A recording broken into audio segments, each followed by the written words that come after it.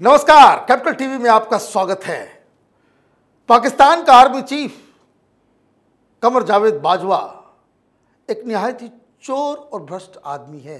ये बात हिंदुस्तान के मीडिया नहीं, पाकिस्तान के लोग ही कह रहे हैं। एक रिपोर्ट आई है जिसमें बताया जा रहा है कि पिछले 6 साल में 12 बिलियन के वो आदमी बन गए।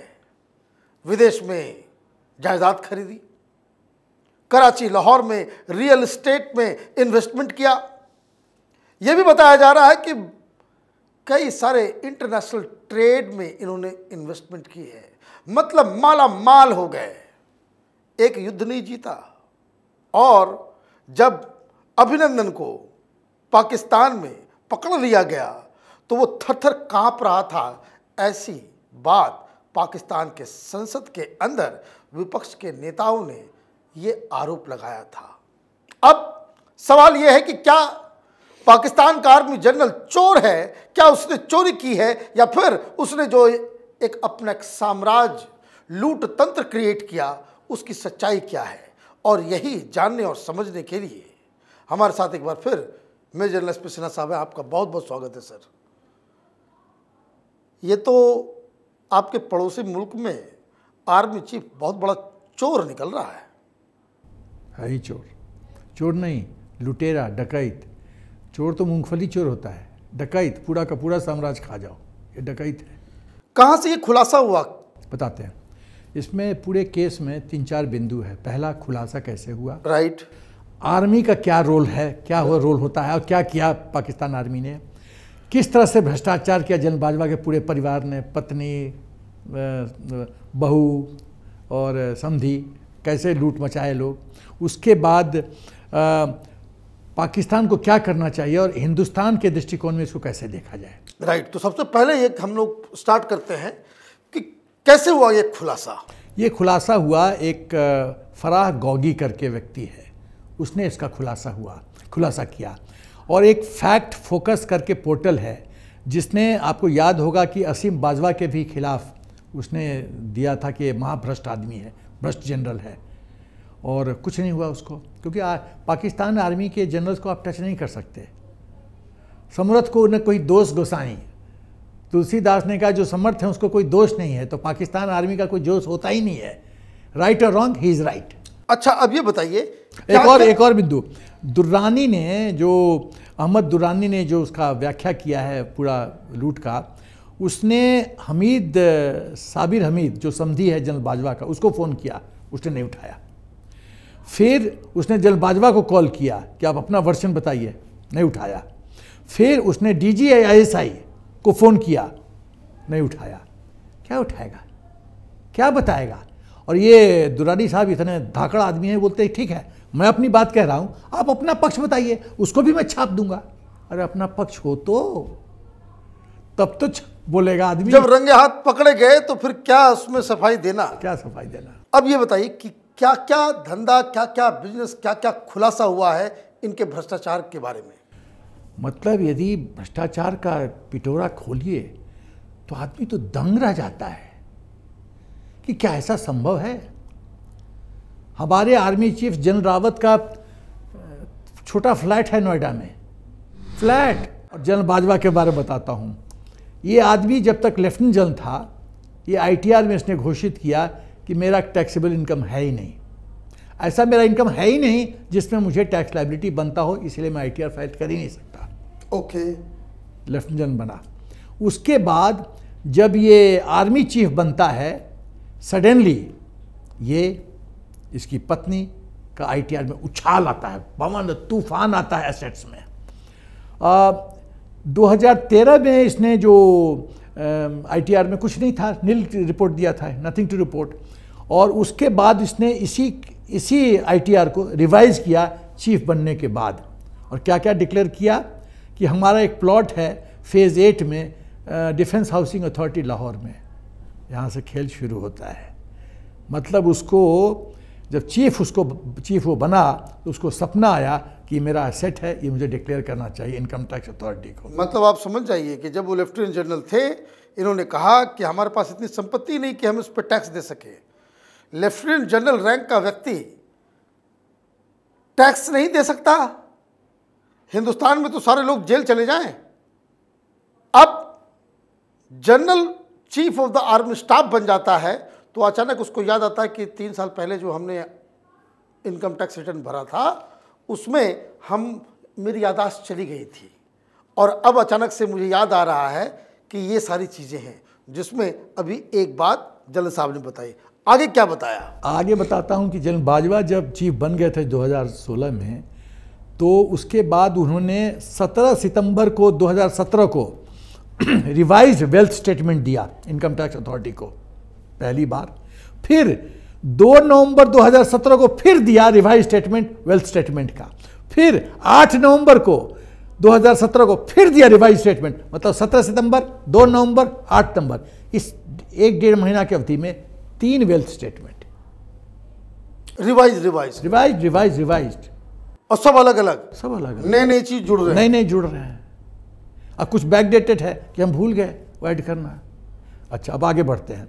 ये पूरे लूट में जो मुख्य खिलाड़ी हैं, प्लेयर्स हैं, वो है Ayesha Amjad Bajwa, wife of general Bajwa. दूसरा है महनूर सबीर, बहू ऑफ जनरल बाजवा। तीसरा है सबीर हमीद मिट्ठू, जिसको बोलते हैं समधी है और बहुत लंगोटिया यार है जनरल बाजवा का, प्रिंसिपल खिलाड़ी। 2 बेटों के बारे में जितना एसेट है वो इसको अहमद दुर्रानी को, फराग गौगी को बिला ही नहीं है। बेटे के पास कितना है ये मालूम नहीं, समधी, बहू और पत्नी के नाम से। वैसे मैं आपको एक बात इसमें जस्ट जोड़ दूं कि जब कोई व्यक्ति लगातार 2-2 महीने में रिवाइज स्टेटमेंट देता हो अपने वेल्थ के बारे में, इसका मतलब है कि एक बैटरी ऑफ सीएस वो बैठे होंगे। करेक्ट। क्या क्या छिपाया जा सकता है और क्या अब दिखाना जरूरी है, नहीं तो बाद में कष्ट हो जाएगा, बाद में कष्ट होगा। इसीलिए इस तरह का रिवाइज्ड वेल्थ स्टेटमेंट बार बार वहां पे दिया गया। अब आगे बढ़ते हैं। और 17 सितंबर 17 से लेकर 8 नवंबर के बीच में मतलब 5-6 महीना का गैप नहीं है। खटाखट ब्रश किए, next statement, next day brush किए, फिर नया स्टेटमेंट, ये हालत है। अब आते हैं आयाशा बाजवा पे। 2016 में बाजवा चीफ बना। 2016 में उसका जो ITR है आयाशा का 0 इनकम, मेरा इनकम कुछ है ही नहीं जी, हम बेरोजगार हैं जी, बेरोजगार हैं। और 6 साल के अंदर 2.2 बिलियन इसका आयाशा का एसेट हो गया। और पूरे यदि बाजवा परिवार की बात करें, फैमिली का, 12.7 बिलियन 6 साल में। माय गॉड, ये तो हमारे हिंदुस्तान के सब बिजनेसमैन को फेल कर देंगे। ये कौन सा धंधा करते हैं, ये हमको सिखाना चाहिए बिजनेस मॉडल, देश को लूटने का धंधा। अब आते हैं कि जैसा मैंने कहा, बाजवा बिकम्स चीफ इन नवंबर 2016। 2015 में आयाशा बोलती है ITR 0 इनकम, कुछ नहीं। 2016 में कहती है कि एक कॉलम होता है any other asset, income tax nothing, any other asset में बोलती है, एनी अदर एसेट में डाल देती है कुछ प्रॉपर्टी का। उस प्रॉपर्टी की व्याख्या कुछ है ही नहीं।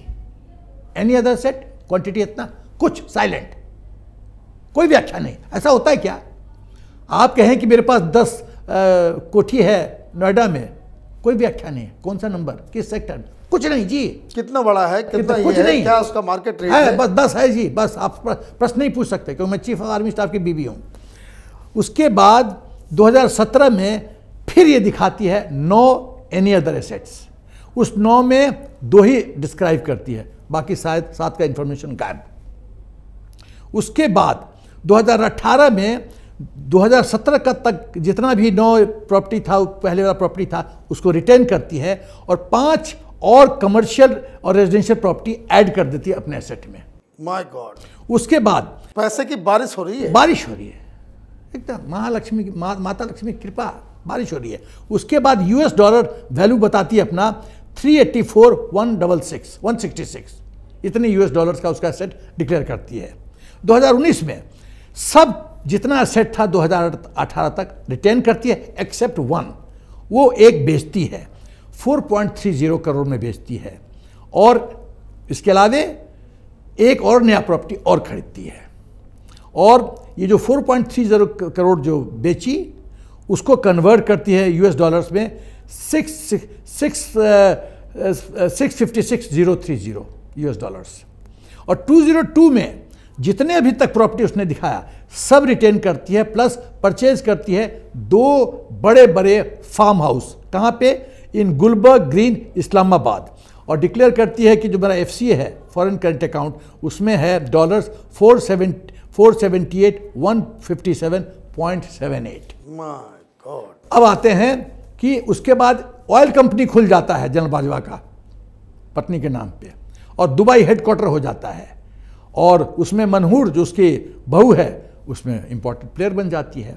अब देखिए तो जो नए फार्म हाउस जो खरीदा गया 2020 में, वो दिखाया जाता कागज पे एक फार्म हाउस का कीमत है 5 करोड़, तो 2 का मतलब 10 करोड़। 10 कनाल 10 कनाल 20 कनाल 10 करोड़। एक्चुअल मार्केट वैल्यू है एक कनाल, ये मतलब एक प्लॉट का 10 कनाल का, वो है 15 करोड़। तो 15 करोड़ 15 करोड़ 30 करोड़। दिखाया कितना जा रहा है? 10 करोड़। 20 करोड़ का ओम स्वाहा। उसके बाद FCA फॉरेन करंट अकाउंट दिखा जा रहा है $591,831। अब बेसिकली यदि समराइज कीजिए तो आयाशा ने क्या क्या प्रॉपर्टी मुख्य जगह पे, ऐसे तो लाइन लगी हुई है, यदि एक पेज लिखिएगा तो कम पड़ जाएगा, लेकिन जो मुख्य प्रॉपर्टी है, large farm house Gulberg Green में इस्लामाबाद में करीब 20 कनाल का। उसके बाद कराची में मल्टीपल रेजिडेंशियल प्लॉट्स, लाहौर में कमर्शियल प्लॉट्स, प्लाजाज में, और अलग अलग DHA मतलब डिफेंस हाउसिंग अथॉरिटी। ये वो महकमा है जिसमें जनरलों को कहीं भी उंगली डाल दे, ये डिफेंस का ये प्रॉपर्टी है, प्रॉपर्टी हो जाता है, और उसको ये लोग बेचते हैं, माल खाते, मलाई खाते हैं। 2 कमर्शियल प्लाजा फेज़ 4 में, फेज़ 6 में DHA लाहौर। और इसको आयाशा को डिप्लोमेटिकली बहुत वार्न किया गया कि आप बहुत ज़्यादा कर रही हैं, बाद में भविष्य में कष्ट में आ सकती हैं। लेकिन वो बोलती है सैया भय दरोगा तो डर काहे का, जब पति मेरा चीफ है कौन मुझे टच करेगा। तो बेधड़क वो गदर करती रही। मनहूर शादी के पहले उसका ITR में था 0 इनकम, कुछ नहीं, मेरे पास कुछ है ही नहीं जी, बेरोजगार है। शादी के 9 दिन पहले उसको 8 प्लॉट अलॉट होता है गुजरावाला में, और 2 नवंबर को 2018 को शादी से 9 दिन पहले फिर एक और चीज़, उसी दिन वो एक ओनर बन जाती है कॉन्स्टिट्यूशनल 1 ग्रैंड हयात अपार्टमेंट, और इसको पूरे को बैकडेट किया जाता है, 2015 का एंट्री दिखाया जाता है। मतलब पाकिस्तान में सब पॉसिबल है बैकडेट एंट्री, क्योंकि 2016 में दिखाएगा तो बोला चीफ का ये चक्कर वो चक्कर, 2018 में नहीं, 2015 में जब मैं लेफ्टिनेंट जनरल था। शादी तय हो गई, अब शादी होने वाली है। 9 दिन पहले एक काम करो कि सारे जो एसेट जो हमारे इधर उधर के पड़े हुए बेनामी उठा करके इनके नाम दो। ये बहू लेकर के आई, साथ में ले गए, बहू गिफ्ट लाई है, तिलक मिला है, प्रॉपर तिलक है। उसके बाद सबीर अहमद पे आते हैं। इसका निक नेम और पेट नेम है मिट्ठू। ये जनरल बाजवा के एकदम भगत हैं और बहुत अच्छे दोस्त हैं, समधी बन गए। ये छोटे मोटे बिजनेसमैन थे, लेकिन जब बेटी की शादी हुई, कन्यादान हुआ, तो महालक्ष्मी की कृपा हुई, ये अरबपति बन गए। इन्होंने बाजवा परिवार के साथ JV कर लिया, जॉइंट वेंचर कर लिया। इन्होंने विदेश में धड़ाधड़ प्रॉपर्टी खरीदा, और पाकिस्तान में जितना पैसा कमाया वो विदेश में ट्रांसफ़र कर दिया।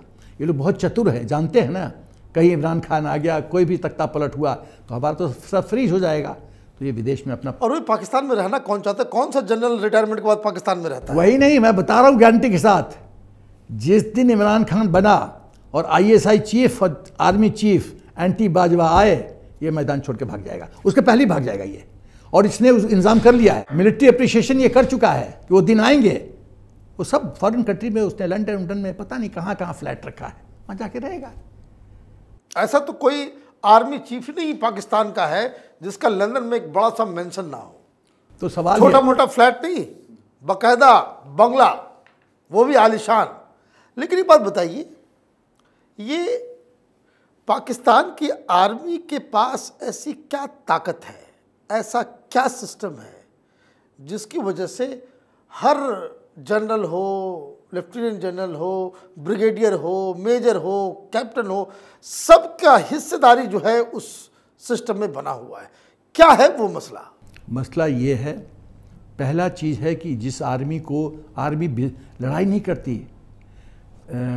सेना का काम नहीं करती, एक मिलिट्री एक्सरसाइज वगैरह नहीं करती प्रोफेशनल मैनर में, ये करीब 55 से ज़्यादा एनजीओ चलाती है। ये मीट बेचते हैं, फल बेचते हैं, ये ईद वगैरह में मिलिट्री धंधा करती है, लोगों के घर पे मीट सप्लाई करती है। ये सिर्फ और सिर्फ बिजनेस हाउस है, ये मिलिट्री है ही नहीं।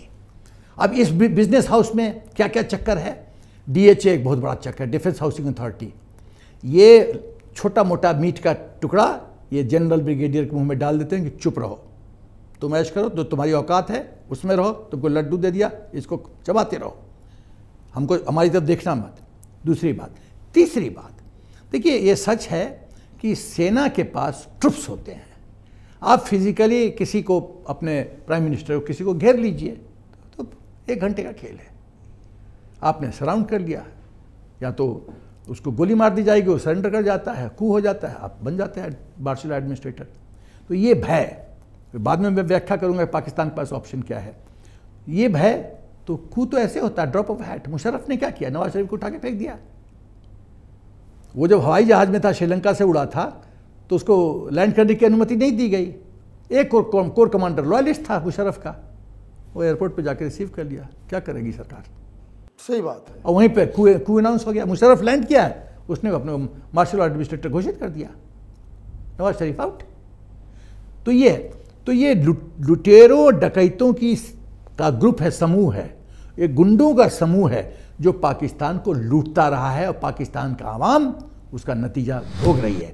लेकिन अब पाकिस्तान का आर्मी जनरल चोर साबित हो रहा है, इतनी सारी ऑलरेडी समस्याएं हैं पाकिस्तान के अंदर, तो पाकिस्तान के पास ऑप्शन क्या है? ऑप्शन लोगों के पास है और किसी के पास ऑप्शन नहीं है। ऑप्शन ये है कि पाकिस्तान की आवाम इमरान खान को सपोर्ट करे, उसको वोट करे, सत्ता पे लाए।